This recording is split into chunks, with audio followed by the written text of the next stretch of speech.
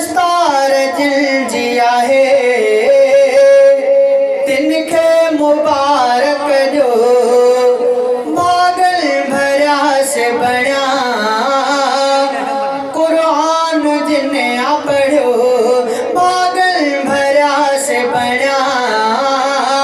कुरान जिन्ने पढ़ो एहसान रब जा है अदा जो खुशबू सा गुलशन ही महको गुलशन ही महको दस्तार दिल जिया है तिनखे मुबारक जो पागल भरा से बना कुरान जिन्ने पढ़ो मंसूर आशिक है कुरान मिठो पढ़िया मंसूर आशिक है कुरान मिठो पढ़िया आसिफाए राशिक भी कुरान पढ़ी बैरा दन बारन हदीस मिठियो याद चाली प्यार कयूं मेहनत जो बदलो मिलो दस्तार दिल जिया है तिनखे मुबारक जो पागल भरा से बना कुरान जिन्ने पढ़ो उस्ताद आए साईं दीदार पहोड़ मिठो उस्ताद बियो सुनो अली हसन पहोड़ थियो कई दिल साण तिन मेहनत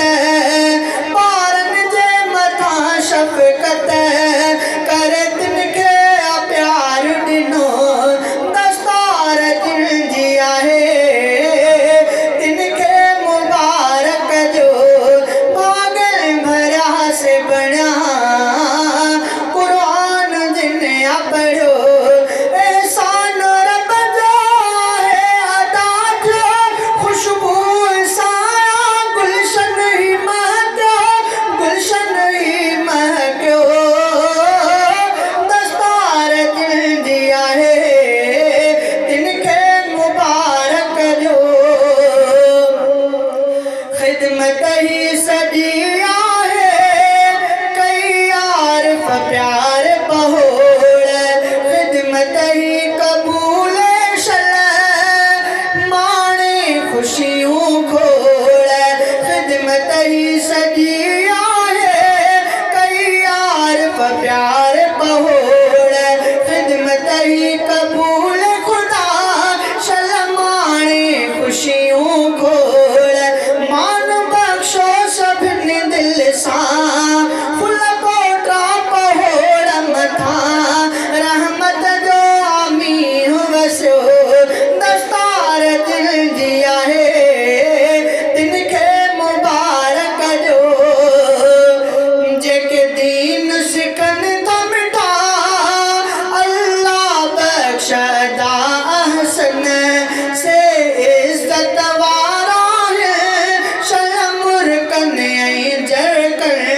प्यारा रबाई रसूल जाहे गुल सोना था से सट जे हर को बनो अणब्यो दस्तार दिल जिया है तिनखे मुबारक जो